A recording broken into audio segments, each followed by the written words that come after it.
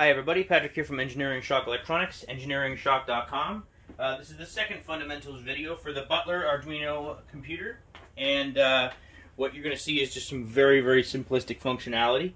In the last video we talked about the LCD, the serial monitor, how to and the external keyboard interface, and how we type in words and compare them against lists. The first code sample, fundamental code samples up at the project page, which is linked below. If you haven't already, check out the Kickstarter. In any case, I'm going to talk about audio in this section. There are 4 audio chips. 2 are unpopulated because we don't have the library finished yet. Some great suggestions from the Kickstarter. Thanks, everyone. But the idea is we have to call when we want to call an audio byte, typically what we do is we load an integer, in this case it's called hold, with a value between 0 and 255, and depending on what chip you're talking to, and then call the readout command, or readout 2, or readout 3, or readout 4, to play a very specific audio byte across 4 different audio chips. And when you call that, it's as simple as you can either just you can just call it and have no reaction on the 8x8 LED matrix. But what I've done is I've added in a whole bunch of extra programming that uses lists of I/O ports to control this thing and make it look like a kit. So it's essentially a volume meter that shows you it talking. So I'll plug it in.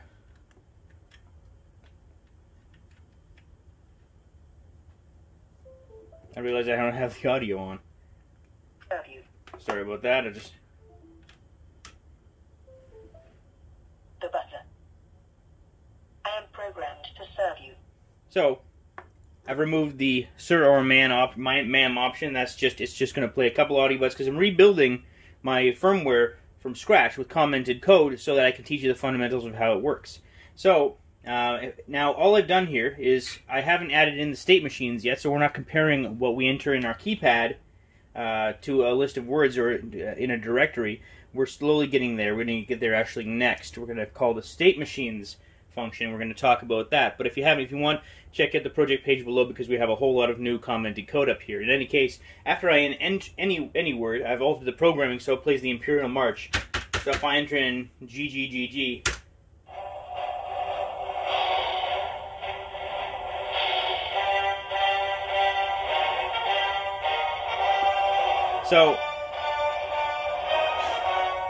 and it's playing, the audio level is playing on the 8x8 LED matrix. You'll notice I'm just using a rinky-dink audio amplifier. I got this from the dollar store for $1, and I wanted to mod the battery pack with some super capacitors, but I'm just using AA batteries here, so it's just a hack job. Normally I like to use powered sets, so AC powered, you plug into the wall and you get powered speakers, because then you get real volume. This doesn't offer a heck of a lot of volume, but it's a bit more portable and doesn't require you plugging into the wall. Just to kind of show you, all you need to do is plug the audio output with the included cable into the stereo input of any powered set of speakers, and you're off to the races. So again, I'll type in doesn't matter what I enter in, and it'll play executing imperial.exe.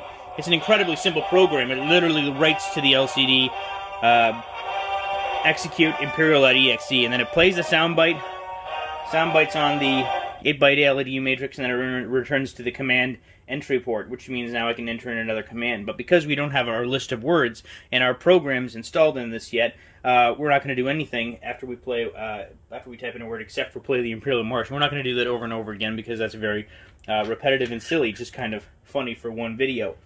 But what I'm going to do is, this is the second video that talks a little bit about how the Butler works. This is the second of 4 fundamental videos.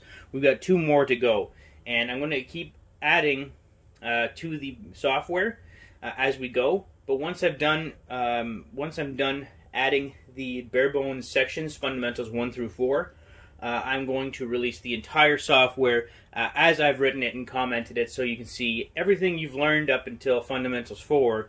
And then everything else on top of it, because I've got so many code pieces that I can just call and fiddle with on the go, and because there's so much memory left in this thing, I can be careless. I can just throw this little program in that scrolls the LED 50,000 times. I can do whatever I want.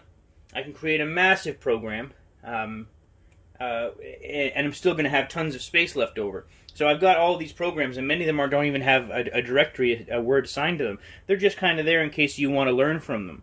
But I mean, all of the programs talked about in the main Kickstarter, they'll be included. The mood entry algorithm, that one's a fun one. That's a good learning one. We definitely make use of the EEPROM memory in that one. That's all going to be commented in full. Every single thing that I've done for the Butler will be made available to you guys. So stay tuned. Check out the Kickstarter if you haven't already. This is the Fundamentals 2 video, and it will be associated on the project page with the Butler_KS_2 program. And that will include everything we've done up until this point, which is add in our 8x8 LED matrix, our LCD, or serial monitor, keyboard port, and audio. And so again, once we get the last 2 fundamentals videos done, I'll publish everything else. And then I'm going to be focusing mostly on getting hardware built up so I can ship rewards early. We still got about 30 days left in the campaign, so if you haven't already, again, please check it out. It's linked below. Have a great day, everyone. Thanks again for your support.